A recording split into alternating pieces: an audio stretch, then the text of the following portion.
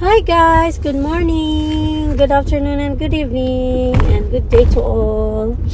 So before we start, please like, comment, subscribe, and share my video. I know I don't have any followers yet. Maybe someone is watching me, na even 1 or 2 person. Anyway, so eto nga, i-discuss natin yung conference ni BP Sara. Grabe, nakakaloka talaga yun. As in, nakakabilib talaga. Wala akong masabi talaga kay BP Sara. Sobrang bilib na bilib ako sa kanya. Napakahusay niya.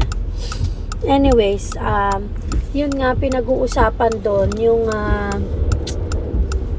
kanyang mga hinaing at yung kanyang komento kay Mr. Deception. Nag-umpisa naman kasi yan, dapat hindi siya magre-react. Pero dahil itong si Bangag ay feeling pa-victim na na-deceive daw siya ni BP Sara. So, ang mga sambayan ng Pilipino at mga nasa Davao City ay hindi natuwa nung marinig nila yung paratang ni Mr. Deception na siya daw ay na-deceive ni BP Sara. Kaya naman nag-react siya. Kasi sabi nga, parang hindi nagkaroon ng justice yung hindi nagkaroon ng justice yung boto ng taong bayan doon kay Bangag, kaya kinailangan niya magsalita. At ayun na nga, ang inaantay ng mga pasabog, napakaraming kwento ni BP Sara na talaga namang tagos sa puso at makikita mo yung gigil niya at yung inis niya at yung galit niya dyan kay Bangag. So yeah, yun ang nakita ko doon, na talaga namang hindi mo pwedeng baliwalain lang. Like, one thing is yung yung kanyang gigil sa inis kay kay Bangag about dyan sa paulit-ulit na pambubuli sa kanya at pang-aatake sa kanya, na feeling niya mag-isa na lang talaga siya. Number 1 din is yung ano pa ba yung na-discuss doon, yung pamamahiya ni BBM sa isang estudyante. Yun, galit na galit din si BP Sara doon. Gusto na niyang pugutan ng ulo at gawing parang hipon. O parang yung isdang kailangan tanggalan ng ulo. Ano ba tinatanggalan ng ulo? Sardinas! Kaya, diba kung mapapansin mo, talagang sobrang gigil na gigil siya diyan kay Bangag. Anyways, napakahusay talaga ni BP Sara, and she's really like serious, not taking bullshit from anyone. Like parang ako lang din, I don't take bullshit from anyone. If you don't like leave me alone, malalaman mo at makikita mong dapat mong malaman at makita. Anyways, ano pa ba yung sinabi ni BP Sara doon? Grabe yung mga revelation niya doon. Pati yung pag talaga sa kanya, panliligaw talaga sa kanya nung si Mangga, si Aimee Manggagamit, na patakbuhin si BP Sara. Tapos sabihin na hindi naman sila mananalo pagka ang tatakbo is si Leni Robredo ang kasama niya. Anyways, napakahusay talaga. Tsaka hindi talaga siya nagpapatinag. Talagang ginawa niya yung dapat niyang gawin. At ang isa pa nakakatawa, yung kapag hindi daw siya tinigilan na mga BBM ngayon, mga alipores, ay huhukayin daw yung tatay niya. Huhukayin yung tatay niya kasi tatapon sa West Philippine Sea. Natawa ako doon kasi seryoso siya eh. Like, sabi niya, sige, hindi kayo titigil, huhukayin ko yung tatay mo, tatapon ko sa West Philippine Sea. Alam mo yung idea na gigil na yung isang tao kasi hindi mo tinitigilan. Ganun yung nakikita ko kay BP Sara eh. Kaya grabe, wala akong masabi talaga. Wala talaga akong masabi. Napaka-tapang.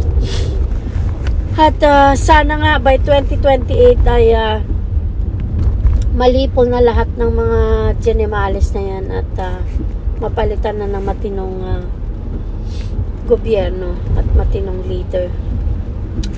At ang isa pang nakakaloka is yung points niya na one kay BBM sa kanyang performance as a president.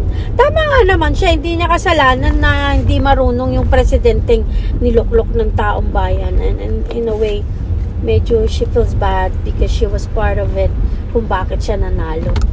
Kasi hindi naman talaga mananalo yung inayupak na yun kung hindi dahil sa boto ng mga sumusuporta kay BP Sara sa mga sumusuporta sa mga Duterte, hindi naman yung talaga mananalo yung bangag na yan Kaya nag-a-apologize na siya sa mga tao kapag may nagsasabi na ayan kasi pinatakbo mo pa kasi yung bangag na yan, pinanalo mo pa kasi. So technically they know na that guy is gonna lose without Duterte's support with that guy, diba? So talagang alam ni BP Sara yung mga sinasabi niya. Sige, sabi niya, sige lang, keep doing what you're doing and you're gonna find out what I'm gonna do at ano yung ilalabas ko sa publiko, kung anong klaseng pagkatao ka.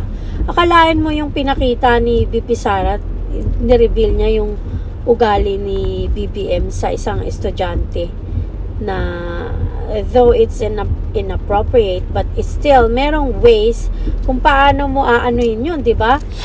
Paano mo sasagutin yung estudyante na yun? Hindi mo kailangang mamahiya, di ba? So yeah, nakakaloka talaga. Wala talagang kwenta yung na yan, BBM na yan. Wala siyang puso. Hindi siya marunong makisama at maging tao. Kasi ayan, na-reveal na ni BP Sara ang kanyang pag-uugali. At wala din siyang isang salita.